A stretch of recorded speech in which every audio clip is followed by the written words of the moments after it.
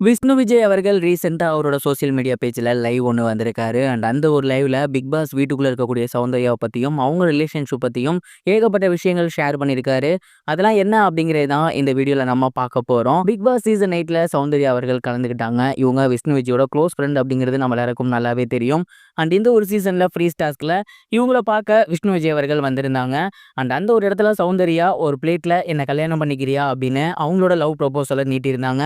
விஷ்ணு விஜய் அவர்களுமே அதற்கு ஓகேன்னு சொல்லி அந்த இடத்துக்கிட்ட அவங்க பயங்கரமா செலிப்ரேட் பண்ணியிருந்தாங்க. இந்த ஒரு விஷயம் சோசியல் மீடியால பயங்கர வைரலா போய்கிட்டு இருந்துச்சு. இது நாள் வரைக்கும் இவங்க 2 பேரும் லவ்வர்ஸா இல்ல ஃப்ரெண்ட்ஸா அப்படிங்கிற ஒரு குழப்பம் ரசிகர்கள் மத்தியில இருந்து வந்துட்டு இருந்துச்சு இல்லையா? அது டோட்டலா முடிஞ்சிருச்சு. அவங்க லவ்வர்ஸ் அப்படிங்கிறது தெரிய வந்துருச்சு. இந்த ஒரு நிலையில விஷ்ணு விஜய் அவர்கள் ரீசெண்டா அவரோட சோசியல் மீடியா பேஜ்ல சௌந்தர்யாவுக்கு ஆதரவா ஒரு போஸ்ட் ஒன்று போட்டிருந்தாரு. இதற்கு ரசிகர்கள் எல்லாருமே பார்த்தீங்கன்னா அவங்களுக்கு வாழ்த்துக்கள் சொல்லி வந்துட்டு இருக்காங்க. நிறைய பேர் வந்துட்டு நிறைய விதமான கேள்விகள் கேட்கவும் விஷ்ணு விஜய் அவர்களே அவரோட சோசியல் மீடியா பேஜ்ல ஒரு வீடியோ ஒன்று போஸ்ட் பண்ணியிருக்காரு. நான் பிக் பாஸ் சீசன் 8க்கு போயிட்டு வந்ததுக்கப்புறம் நிறைய பேர் வந்து கால் பண்ணுறீங்க, மெசேஜ் பண்ணுறீங்க, உங்களோட வாழ்த்துக்கள் சொல்கிறீங்க. அவங்க எல்லாருக்குமே மிகப்பெரிய ஒரு நன்றி. இந்த ஒரு விஷயத்த நான் கொஞ்சம் கூட எதிர்பார்க்கவே இல்லை. என்னோட லைஃப்பில் இந்த விஷயத்த நான் மறக்கவே மாட்டேன். நிறைய பேர் வந்துட்டு சௌந்தர்யா அவர்களோட பேரண்ட்ஸ் வந்து இதுக்கு ஓகே சொல்கிறாங்களா, உங்களோட வீட்டில் இதுக்கெல்லாம் ஓகேவா அப்படிங்கிற மாதிரி கேட்டுட்டு இருக்கீங்க. இப்போதைக்கு என்னோட கான்சன்ட்ரேஷன் பூரா நான் கரண்ட்ல இருக்க ப்ராஜெக்ட்ல இருக்கு. அவங்க பிக் பாஸ் சீசன் 8ல இருக்காங்க. அவங்க பிக் பாஸ் வீட்டை விட்டு வெளியே வரட்டும், 2 குடும்பமுமே பேசுவோம். அதுக்கப்புறம் கண்டிப்பாக கூடிய சீக்கிரம் ஒரு நல்ல விஷயம் கிடைக்கும். அதை உங்ககிட்ட ஷேர் பண்ணாமல் யாருக்கிட்ட ஷேர் பண்ண போகிறோம். இப்போதைக்கு அவங்களுக்கு எல்லாருமே சப்போர்ட் பண்ணுங்க, அவங்களுக்கு எல்லாருமே ஓட் பண்ணுங்க அப்படிங்கிற மாதிரி பேசியிருந்தாரு. ஸோ விஷ்ணு விஜய் அவர்களுமே இதற்கு ஓகே சொன்னதுக்கப்புறம் அவங்களோட ஃபேமிலி மற்றும் சௌந்தர்யாவோட ஃபேமிலி அவங்க ஓகே சொல்கிறது மட்டும்தான் பாக்கி.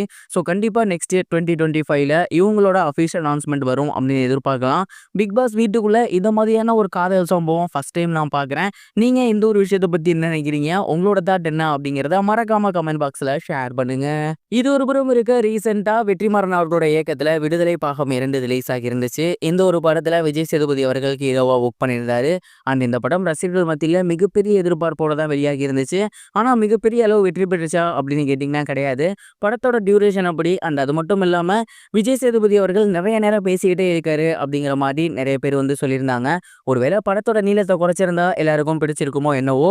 இப்போ இந்த படம் தியேட்டர்ல மிகப்பெரிய அளவுல போகல அப்படின்னும் இந்த படம் கூடிய விரைவிலேயே ஓடிடியில் வரப்போகுது அப்படிங்கிற தகவல் வெளியாகி இருக்கு. வெற்றிமாறன் அவர்களோட இயக்கத்தில் வந்த படத்திலேயே ஓரளவு சுமாரான படம் அப்படின்னா அது விடுதலை 2 தான் அப்படிங்கிற மாதிரி எல்லாருமே சொல்லி வந்துட்டு இருக்காங்க. வெற்றிமாறன் அவர்கள் அசுரன் அளவுக்கு இல்லைனாலும் விடுதலை பார்க்கும் 1 அளவுக்கு கதையில மட்டும் கான்சன்ட்ரேஷன் பண்ணி கொஞ்சம் நீளத்தை ட்ரிம் பண்ணியிருந்தாருன்னா ரொம்பவே நல்லா இருந்திருக்கும் அப்படிங்கிற மாதிரி தான் நிறைய பேர் சொன்னாங்க. பார்த்து நமக்குமே அப்படிதான் இருந்துச்சு.